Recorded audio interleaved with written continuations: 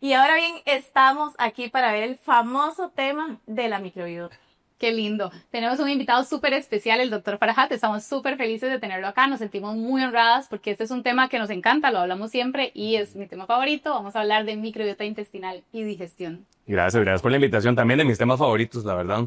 Tal vez no es el tema que los gastroenterólogos al inicio nos forman más en la carrera, pero se ha vuelto una necesidad tan grande que toca estudiar, toca aprender y bueno, le das a compartir un Así es. poquito. Y ¿Qué que emoción? de verdad la gente lo habla mucho ahorita. Yo no sé, como que hace unos Total. años para acá. ¿Sentís? Sí, total. O sea, Se de está poniendo mi de grupo moda. de amigas y familiares como que empiezan a preguntar, ¿pero qué es eso? ¿Qué es Ujú. eso? Que No, y en la comunidad científica es lo mismo, digamos, realmente en los últimos 15, 20 años es que estamos aprendiendo un poco más. O sea, que esto de la microbiota estamos raspando apenas la superficie, hay un montón de cosas que están por venir y apenas estamos empezando en este tema tan importante. Dicen que es como el segundo cerebro. Ujú. ¿Es cierto? contanos, ¿qué es la microbiota intestinal para todas las chicas que están escuchando y todas las personas que quieren saber de este tema? Bueno, se habla que la microbiota son todos los microorganismos que están en nuestro cuerpo. En realidad no solo están en el intestino, están en todas partes, en la piel, ahí que tú estás jugando la piel, en las vías respiratorias, en el epitelio urogenital, que eso es fundamental, ¿verdad? Pero en el intestino el 70-80% está, principalmente en el intestino grueso. Más que estos microorganismos, más que estas bacterias, lo más importante son los genes que expresan y también las proteínas. De hecho, digamos, si nosotros sacamos todas las bacterias de nuestro cuerpo, no es ni un 1 o 2% del peso corporal total, o sea, es como 200 gramos. Pero aportan tantos genes, hay tanta variabilidad de células, que si nosotros, suena extraño, pero agarramos un ser humano y lo licuamos y sacamos todo el ADN, el 99% es genética bacteriana, genética de microorganismos. Entonces, pues obviamente van a influir en un montón de cosas. Claro. Y eso nos mete en la segunda pregunta, ¿por qué se comportan como un segundo cerebro? Eso es por la conexión que tienen tan importante con el intestino. El intestino tiene un montón de neuronas. De hecho, casi que la misma cantidad que la médula espinal. O sea, lleva una gran conexión neuronal, pero además produce sustancias, produce hormonas. O sea, el intestino siente, reacciona, se comunica, habla como un segundo cerebro, así tal cual. Y por eso se ha vuelto este tema un tema muy de Y por boga, eso hay que muy aprender a escucharlo. Aprender a escucharlo, el tema, Total. aprender a escucharlo, consultar a tiempo. Vamos a ver, hay muchas cosas, no sé si te pasa, pero la mayoría de personas que llega a consulta tiene problemas digestivos, o sea, bueno, no sé, un 95% de personas padecen de la digestión. Ujú, Hablamos también como de síntomas silenciosos, extraintestinales. ujú. ¿Qué nos puedes decir? Como cuáles son esos síntomas principales que la gente acude a consulta o cuándo deberíamos de prestar esa atención? O decir, tal vez lo estoy escuchando, debo consultar con alguien o simplemente quedarme callado. Lo que pasa con los gastos es que a veces nosotros somos la punta del iceberg. A veces llegan, doctor, estoy con colitis, pero detrás hay un mar profundo, digamos, algo gigantesco y un montón de disfunciones metabólicas, hormonales. Y ahora estamos viendo mucho esto de la microbiota. O sea, las alteraciones de la microbiota representan realmente una alteración de todo el cuerpo. Porque si ellas están expresas o están en todo nuestro organismo, definitivamente cuando nosotros tenemos algún disturbio, esta parte es que no estamos haciendo bien las cosas en general.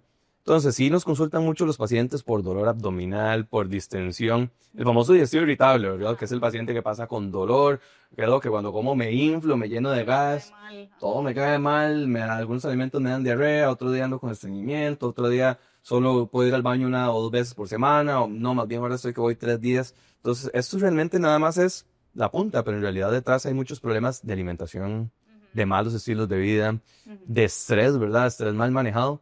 Y lo peor, digamos, problemas de relaciones interpersonales. O sea, a veces son problemas que tienen que ver con laborales, familiares, de pareja, y digamos que eso se convierte en una cascada. O sea, ya empezamos a hacer mal las cosas y eso, digamos, afecta todo nuestro cuerpo y eso ya, digamos, el aparato gastrointestinal viene a ser como el primer jalón de orejas.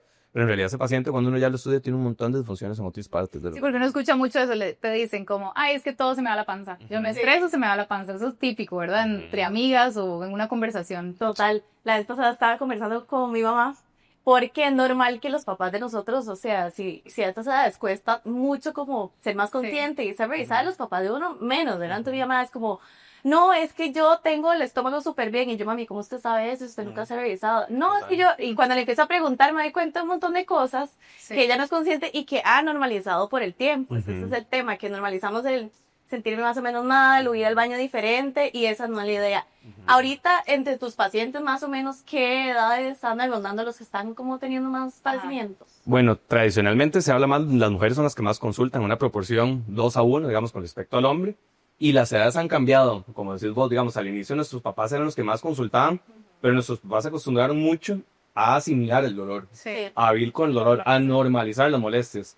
Nuestras generaciones, bueno, me echo un poco para atrás para decir nuestras, pero sí, las edades que andan entre los 20 y los 40 años, cada vez consultan más. Entonces yo sí tengo gran afluencia de pacientes jóvenes, porque ya la gente no se deja, ya la gente de los pacientes jóvenes en general no esperan a tener demasiada distensión, demasiado dolor, demasiada molestia, y es porque además hay muchas cosas que se relacionan con problemas digestivos y digamos otras cosas fuera. Por ejemplo, las mujeres pasa mucho, Doc. Yo paso con digestivo irritable, pero también tengo muchas infecciones vaginales. Tal vez he sido una persona que ha estado expuesta a un montón de antibióticos. Sí. O esas mujeres que desde niñas han padecido estreñimiento, que tal vez en el pasado, si uno se pone a revisar el historial, nacieron por cesárea, no tomaron leche materna.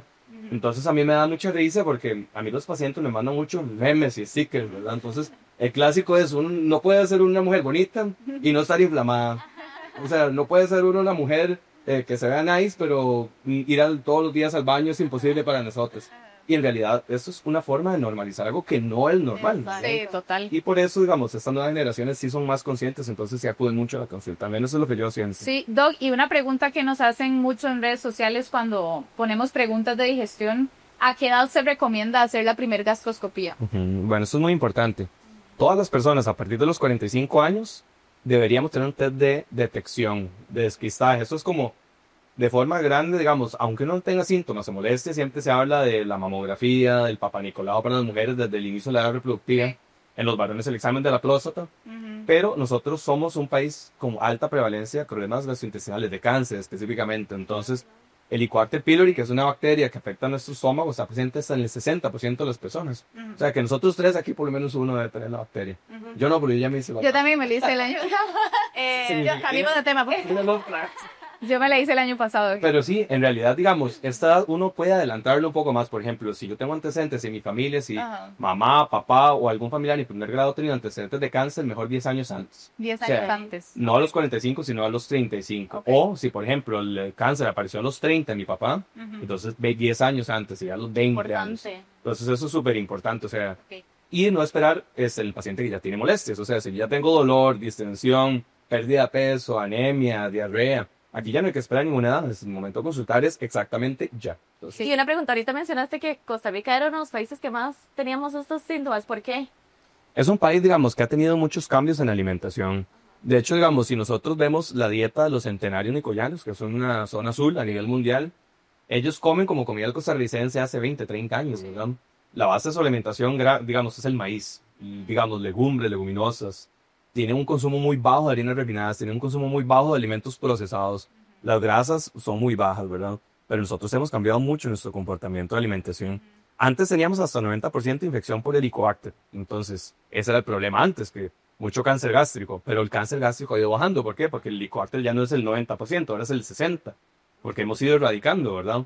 Pero empiezan a aumentar otras enfermedades, como ya no comemos tan bien, como somos más sedentarios, entonces que empiezan a aumentar más problemas del colon, colitis, cáncer de colon. Entonces, digamos, cambiamos una enfermedad por otra. Por otra. Entonces, al final de cuentas, esa compensación no la hicimos tan bien. Sí. Lo bueno es que lo que nos queda por tratar son cosas que tienen mucho con el estilo de vida, tienen que ver mucho con el estilo de vida.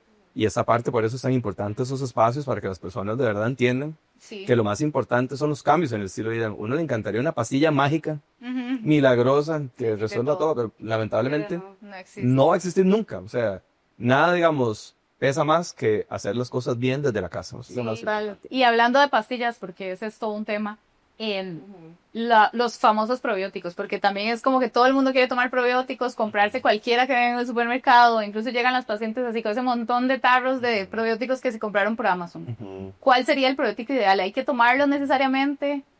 ¿Existe una indicación? Entonces, los probióticos son microorganismos, usualmente bacterias, pero también hay levaduras que tienen estudios clínicos que a cierta dosis, y digamos, se tiene que estudiar que llegue vivo, digamos, en el hospedero, en el intestino, ¿verdad?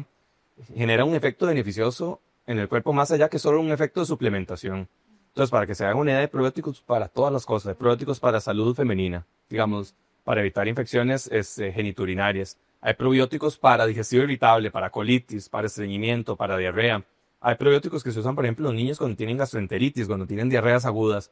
Hay probióticos inclusive que se utilizan para detener el proceso de inflammaging, que es la inflamación asociada a el problema de disturbios de las bacterias del intestino. O sea, uno envejece más rápido si tiene una microbiota disfuncional. Wow. Sí, eso es increíble. Y eso es porque el intestino tiene un efecto de barrera, o sea, impide que pasen sustancias proinflamatorias. Y si nosotros no tenemos eso, digamos, en un buen estado, pues va a pasar el torrente sanguíneo y generar problemas. O sea, hay probióticos para un montón de indicaciones. Inclusive hay algunos probióticos que se utilizan para normalizar el colesterol, disminuir los LDLs. O sea, son tantas las indicaciones de los probióticos que casi, digamos, cuando un paciente le dice a uno, doctor, me fui y me compré en una tienda de suplemento un probiótico, es casi como que me digan a mí, estoy tomando una pastilla. ¿Cuál pastilla? No sé. Ajá. Es exactamente lo mismo. Entonces, ya, digamos, tenemos que tener un probiótico que tenga una cepa específica, que tenga estudios para diferentes cosas. Y casi siempre la forma más fácil de detectar si un probiótico no sirve es el probiótico que le dicen a uno que sirve para todo. Si un probiótico le dice, ¿eso sirve para todo? No, probablemente no sirve para nada, porque tienen que tener estudios y nosotros buscamos Que solamente... todo el mundo ahorita votando. Claro, claro.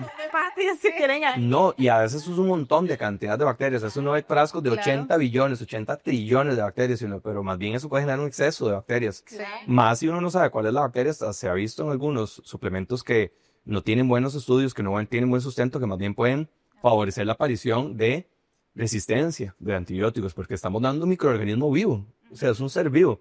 Entonces, tenemos que tener toda la cautela. Entonces, los probióticos, hay muchos, no todas las personas van a necesitar, muchos probablemente sí, para diferentes situaciones. Algunos inclusive pueden mejorar el sistema inmunológico, pero eso siempre debe ser de la mano del médico, del personal de la salud. Ahora nosotros vemos muchos nutricionistas, muchos nutriólogos, muchos médicos que no son solamente médicos basados en medicina general, por decirlo de una forma, que saben realmente probióticos. Entonces, lo que es más importante es que nosotros tengamos conciencia de que acudamos a un profesional. Y una pregunta, entonces, para entender, porque yo aquí estoy pensando todo lo que estoy haciendo mal. Ok, ¿qué cosas dañan la microbiota? ¿Qué cosas estamos haciendo mal los humanos en este momento, que es muy común en todo el mundo, que dañan la microbiota? Entonces, los más dañinos de la microbiota somos los médicos. ¿Con qué? Con los antibióticos. Sí. O sea, y el uso irresponsable, el indiscriminado de antibióticos es una de las cosas que más afecta. Pero también, por ejemplo, el uso indiscriminado de medicamentos para suprimir el ácido del estómago. En eso somos pecadores los gastroenterólogos, por ejemplo, que mandamos muchísimo, a veces de forma irracional. En fin, cualquier medicamento, los antiinflamatorios, los AINES, como los medicamentos que usan la gente cuando tienen una contractura, un dolor, si se usan de forma crónica dañan ese moco del intestino y eso puede generar problemas. Entonces, eso es número uno, medicamentos. Y Dos, perdón, y entre esos también están es que ahora están muy de moda los relajantes musculares. Que eso todo no mundo se afectan tanto, ¿no? eso no afectan tanto, sí, los relajantes en general no afectan tanto, pero igual que cualquier medicamento no usar en exceso, ¿verdad? Ok. Dos, la alimentación. Y cuidado, eso es lo más importante. O sea, a veces es más valioso una persona que come bien que una persona que se suplementa con un montón de cosas, Sí. ¿verdad? Eso siempre lo hemos... O sea, uno puede obtener de los alimentos esos suplementos que uno requiere, esos micronutrientes. Entonces, el problema más grande ahora es que las dietas son muy bajas en fibra. O sea, se habla que una persona debe tener como 30 gramos de fibra en la alimentación. Para poner una idea, una guayaba de esas verdes, grandotas, que es de los alimentos que más fibra tiene, lo que tiene son 4 gramos. Imagínate. Una ensalada tiene 2 gramos. O sea, que hay que meterle candela si uno quiere llegar a esos ¿Cuánto dijiste? 30 gramos, 30, 35 gramos. Y los pacientes niños a veces hasta 40. Sí. ¿Qué es lo que pasa? Que es muy difícil con las dietas que tenemos ahora llegar a esa cantidad. Ahora tenemos mucha harina refinada, mucho alimento procesado. Entonces, eso, digamos, y también se tomó hasta cierto punto en la nutrición como pensar en los macronutrientes. Este porcentaje de carbohidratos, este porcentaje de proteínas, pero no, realmente pensemos más en los micronutrientes. O sea, no, yo no tengo nada en contra del pan, pero por ejemplo, hay muchos pacientes que comen tanto pan que no le da espacio, por ejemplo, a incluir vegetales. Sí. Que son tantos los dulces en los jugos, en los refrescos, que no consumen la fruta con la cáscara, con la sopa. Esos, digamos, la alimentación esos son los problemas más grandes y definitivamente los alimentos procesados. Así yo le digo a los pacientes, bajan un poco el gluten, entonces cambien el bizcocho con gluten por bizcocho sin gluten. Eso no es, ¿verdad? Eso no es la idea. La idea es, digamos, que realmente nosotros comamos como comían nuestros abuelos. Sí, sí. Sí. O sea, es retomar El casadito. el casadito. Sí, Y es una comida súper completa, proteína, Perfecto. frijoles, ensalada. Sí, es lo Y es mejor. que yo siento como que también, bueno, no sé, ahora el deporte hay como 50,000 dietas. Sí, no, y también pasa que llegan pacientes con problemas digestivos con dietas súper restrictivas. No eso comen también. absolutamente nada. Yo le explico a los pacientes que es un ecosistema y nosotros los chicos somos orgullosos de la variabilidad que nosotros tenemos y la biodiversidad. Y la diversidad de las bacterias de nuestro intestino depende de la diversidad de lo que nosotros comemos.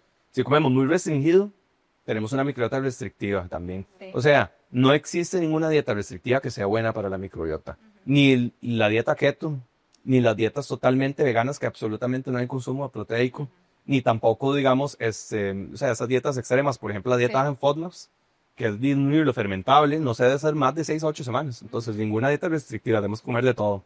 Y ahora que dijiste ejercicio, la tercera cosa que más daña a la microbiota es el sedentarismo, el estrés, el mal dormir e increíblemente lo que les hablaba, las relaciones interpersonales. Es muy chiva porque un estudio que hicieron en un laboratorio que se midieron la microbiota y después se fueron todos de vacaciones, ¿verdad? Ya era fin de año. Entonces las personas que iban con su familia, que compartían con su familia, venían con una microbiota más variable, más diversa. Qué lindo. Y los que se fueron como más de fiesta, no tan bien, pero los que les fueron peor fueron los que se fueron a la casa de los suegros. No, de verdad. Y se habla de que posiblemente el estrés que sentía la persona ahí, tanto cambio en la alimentación, eso influye. Entonces ahí es donde vemos que la alimentación pesa, Sí. pero las relaciones interpersonales Pesa del pobre que está durmiendo en la casa del suegro pesó más que inclusive la alimentación. Pero qué difícil eso Sí. que mencionas. Bueno, yo por muchos años trabajé en multinacionales Ujú. y de verdad la presión que se vive en una multinacional, no solamente por la carga de trabajo, sino por las relaciones interpersonales, es muy difícil. Sí. Entonces, de verdad que de los temas que más nos consulta precisamente es esto. O sea, siempre tengo problemas estomacales o sufro de ansiedad y demás. ¿Cómo podemos hacer en una vida tan ajetreada? ¿Verdad? Que Para ¿verdad? potenciar. El ambiente alrededor no va a cambiar. Tenemos que cambiar nosotros. Esa es la única manera. ¿Qué podemos hacer en esos casos como para poder liberar un poquitito? Como herramientas para Total. poder equilibrar. Es muy difícil, es muy difícil. Definitivamente cuando uno está en un lugar tóxico, a veces hay que irse. Sí. Cuando uno está metido en una relación tóxica, y a veces es con Sí. familiares, a veces es una pareja, a veces toca O incluso en el echar trabajo. para adelante en el trabajo. O sea, un trabajo que ya te debo y te está quitando la vida es un trabajo que no sirve. O sea, tal vez uno entiende las necesidades de las personas y todos necesitamos dinero. Pero digamos, la salud está por encima de todo, ¿verdad? Eso es lo primero. Y lo otro, digamos, los cambios del estilo de vida. Si uno come bien, si uno hace ejercicio, si duerme bien, Estás probablemente ya eso te protege en un 60-70% tener, digamos, problemas relacionados con el estrés. Entonces, al final, todos cambios en el estilo de vida y a veces nos toca a nosotros cambiar. A veces Sí. esa resistencia, el cambio es lo que nos impide a nosotros a mejorar. Entonces, a veces hay que dejar ir para asumir un nuevo estilo de una vida mejor. Sí, la vez pasada estaba viendo en redes como un posteo que subieron que decía, ¿para qué tanto magnesio? ¿Para qué tantos probióticos si no estoy comiendo bien, si no estoy haciendo ejercicio? Y es eso, o sea, al final de cuentas uno piensa que hay pastillas milagrosas o cosas milagrosas y al final el cambio está en uno. Que es, Sí, y lo más importante, no automedicarse, que lo venimos mencionando Sí. muchas veces, porque de verdad ve que la amiga le sirvió aquello, entonces, ay, sí, yo también me lo voy a comprar, y ahí ya empezamos mal, como dices vos. Entonces, sí, aquí nos habían hecho una pregunta en las redes sociales, es, ¿qué errores son los más comunes que vemos que utilizan las personas para intentar autosanarse la microbiota? O sea, por su cuenta. ¿Qué es lo que normalmente hace la gente aparte de comprarse todo este montón de pastillas que mencionas? Y eso es lo que primero que hacen. Lo primero que hacen es dietas restrictivas, que eso está fatal, ¿verdad? Lo primero que el paciente hace cuando siente que tiene algún problema en la microbiota es quitar un montón de comidas. Principalmente quitan alimentos fermentables, entonces empiezan a quitar que los derivados de la leche. Pero digamos, tal vez en ocasiones hay que disminuir un poco lo que tenga lactosa, pero no es quitar los derivados de la leche, por ejemplo, los fermentables de la leche, el kéfir, el yogur, esos son buenísimos, tienen un montón de probióticos, entonces quitar demasiado es un problema.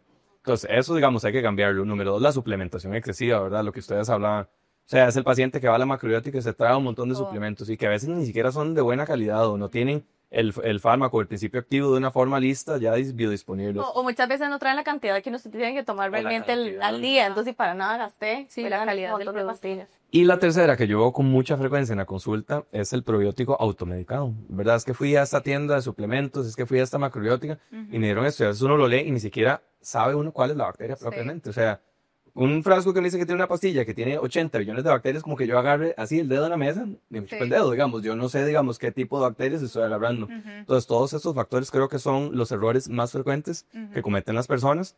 Y la automedicación o la restricción de alimentos es lo más frecuente. Doc, y otra pregunta que nos habían hecho en redes sociales que también se acostumbraba mucho antes, ¿qué tan beneficioso o qué tan malo es desparasitarse? Es un mito, como tener que desparasitársenos de cada 6 meses, cada año, que llegan muchas personas a consultar. Eso es súper interesante porque la microbiota, que son todos estos microorganismos, no son solo bacterias. El 90-95% sí, pero ese otro 5% que son protozoarios, otros microorganismos que se llaman arqueas, son parecidas a las bacterias, pero la pared es distinta y la forma de replicación es distinta.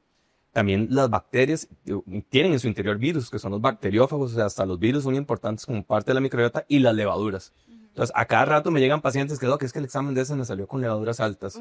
Eso es que tengo que tomar medicamentos para antifúngicos.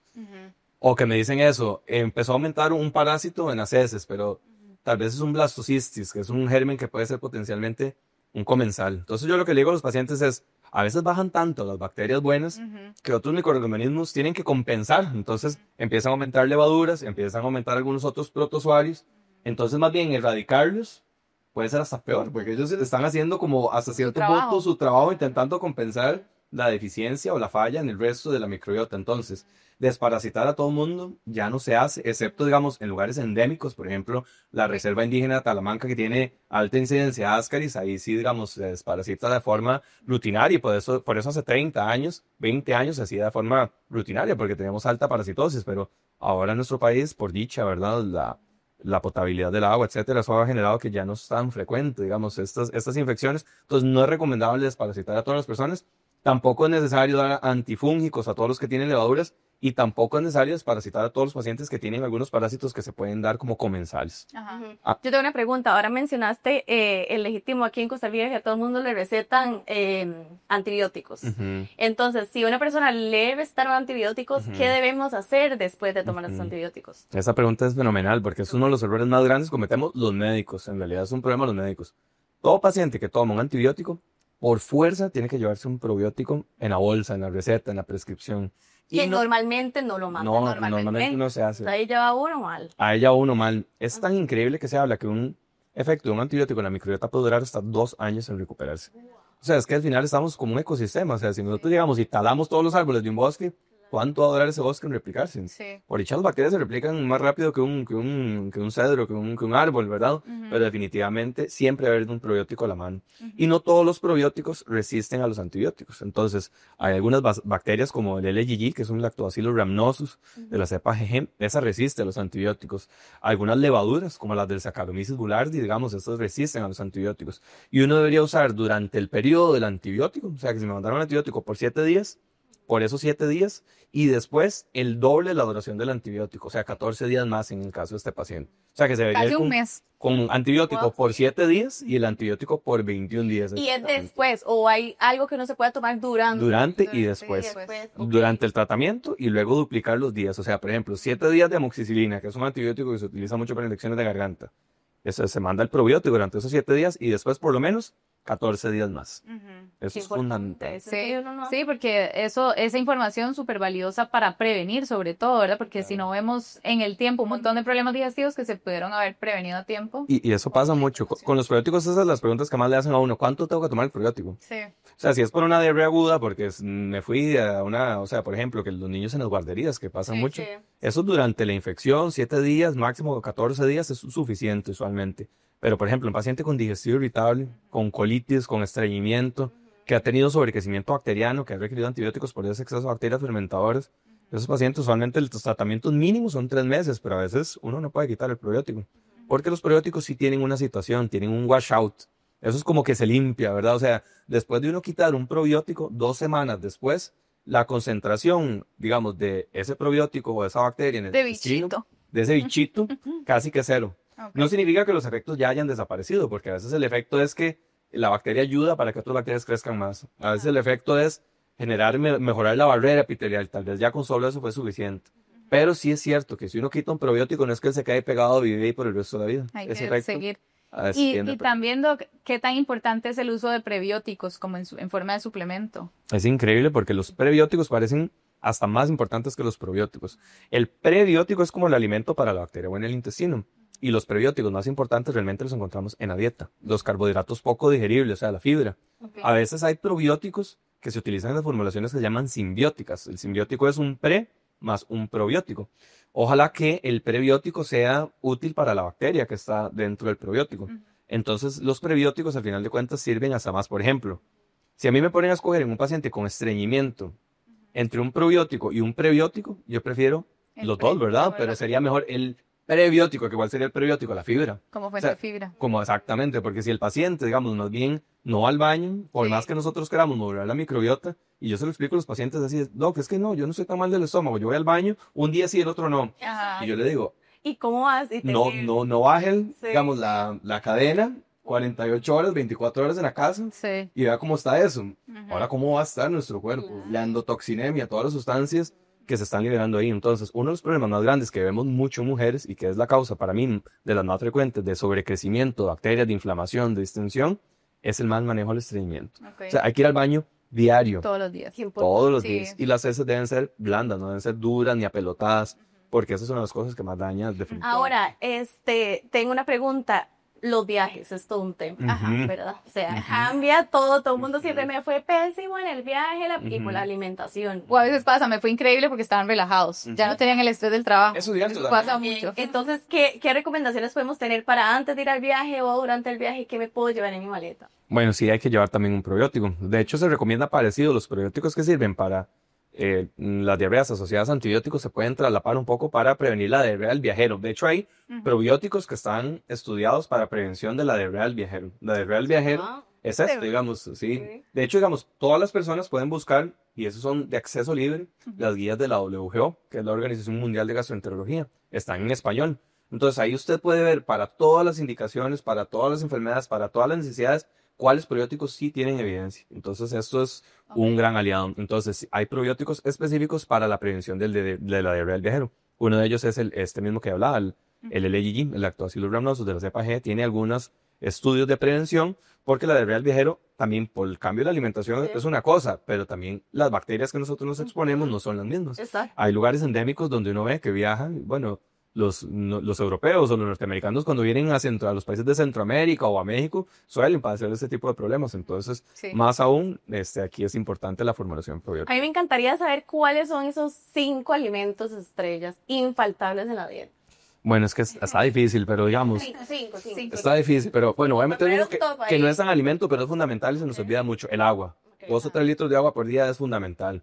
2, o sea, y de forma general, los alimentos que tengan un índice, digamos, ojalá alto de fibra, pero que el índice glicémico sea bajo. Entonces aquí voy a meter algunos alimentos que yo utilizo, digamos, que tienen fibra, que no tienen tanta glucosa. Las bayas, los frutos rojos, lamentablemente en nuestro país Sí, son más son costosos. más costosos, pero hay algunas opciones que nosotros podemos conseguir. Si vamos a escoger una fruta, mejor escojan la fruta más verde. O sea, en vez de esa guayaba con gusano roja, que es deliciosa, pero es bien, mejor la guayaba grandota verde. O sea, esa tiene más fibra y tiene menos fructosa, porque la fructosa es como más fermentable. Entonces, en vez de esa manzana roja que ya está hasta suave, las navideñas, mejor una gala o una manzana verde. Ahí voy bien. Ahí voy bien. Vas bien, vas bien. La ensalada tienes un infaltable, ¿verdad? O sea, el almuerzo y la cena tiene que tener ensalada y tiene que tener vegetales. Ese es el cuarto, los vegetales. Y ahí sí los vegetales sí que tengan muchos colores, que tengan muchas texturas, que tengan muchas formas. Eso es lo que está diciendo en el fondo, es que estamos aportando un montón de micronutrientes, de vitaminas. Eso sería, digamos, y el quinto alimento que puede ser, bueno, Piénsalo bien. que no falte, Piénsalo bien. que no falte la proteína. Ajá. Voy a meterle que no falte la proteína. Principalmente carnes magras, digamos. Se habla mucho de la dieta mediterránea. A veces nosotros somos muy habituales de copiar lo que hacen los demás. Sí. Deberíamos copiar más lo que hacen los nicoyanos, ¿verdad? Sí. Gran cantidad de derivados de la leche, gran cantidad de frijoles, de maíz, frutas, digamos, tropicales, pero no tan dulces. Pero increíblemente en ellos se habla de que lo que más beneficia, que ellos vivan tantos años con salud, es que tienen un sentido de pertenencia, de utilidad en la sociedad, se apoyan mucho, tienen buenas relaciones intrafamiliares y también fuera de la familia, ¿verdad? Entonces, a final de cuentas, Y también, ustedes saben que creo que es el 6º país en el mundo de la zona más longeva del mundo. Ajá. Sí. Y una de las cosas que más dicen ellos es que también hacen ejercicio siempre. Eso. ¿Por qué? Porque Ajá. obviamente Todos los días. agarran a Siembran, plantar y todo sí. el día están acá, entonces entra ahí los pelados arriba. Bueno, yo antes de terminar tengo una última pregunta. Esta es personal. Ok. Esta pregunta es personal. Es consulta ya. Es consulta médica. Es una consulta médica, porque soy dependiente. ¿Qué pensás de las enzimas digestivas? Soy dependiente de las enzimas, básicamente. Pero sí consulta mucho. ¿No? Sí se ve la diferencia en síntomas, intolerancias, en un montón de cosas. ¿Es perjudicial tomarlas tanto? Pues no es perjudicial, digamos, lo que podría ser perjudicial podría ser, digamos, usarlas excesivamente para el bolsillo, porque, digamos, económicas no son, las enzimas baratas Sí. no son. Sí. Pero, digamos, uno sí entiende mucho que hay pacientes que tienen, por ejemplo, problemas de maldigestión. Sí. O sea, por ejemplo, los pacientes que tienen sobrecrecimiento bacteriano, que es este exceso de bacterias en el intestino, son los que pasan con fermentación, con distensión, usualmente donde tienen más bacterias en el intestino delgado. Y el intestino delgado no debería tener casi bacterias. ¿Por qué? Porque la digestión requiere la actividad de las enzimas. Y las enzimas son muy lábiles a las condiciones del ambiente, a la temperatura, al pH. Entonces, sí se ha visto mucho que los pacientes con digestión irritable, por ejemplo, O con o con SIBO se benefician del uso de enzimas. Lo que pasa es que yo lo uso transitoriamente mientras trato el SIBO. O sea, ya una vez que doy tratamiento para el SIBO, el paciente ya no tiene tanta fermentación, entonces se siente un poco mejor. Y la otra, digamos, opción que yo le doy a los pacientes cuando crónicamente no pueden usar las enzimas es que usen que las da la naturaleza. Por ejemplo, la papaína, que está presente en la papaya, las enzimas digestivas que están en la piña, por ejemplo. Eso ayuda muchísimo a los pacientes. Ojalá la piña que no esté tan madura, que esté más verdecita. La papaya no hay tanto problema. Entonces, no soy en contra del uso de las enzimas. Creo que tienen mucha utilidad y ayudan mucho a los pacientes. El único problema sería que son costosas, ¿verdad? Entonces, si el paciente puede y se siente bien, pues no hay ningún problema. Pero de forma general no es para todo el mundo tampoco. Gracias, me encanta. Qué buen tema favorito. Sí, delicioso haber hablado todos estos temas acá y haber evacuado muchas dudas. Sí. Y decirle a todas las personas que nos están viendo que definitivamente, de nuevo, siempre decimos compartan la información. Es información gratuita que les ayuda a ustedes y a las familias. Y que, verdad, se chequeen, la prevención es importante, alimentarse bien también y hacer ejercicios. Y consulten con el gastroenterólogo a tiempo también, porque a veces pasan desapercibidos ciertos síntomas o normalizan síntomas y es necesario un chequeo y una revisión. Exacto. Buenísimo. Gracias. Muchas gracias a ustedes. Gracias, Doc. Con mucho gusto. Chao.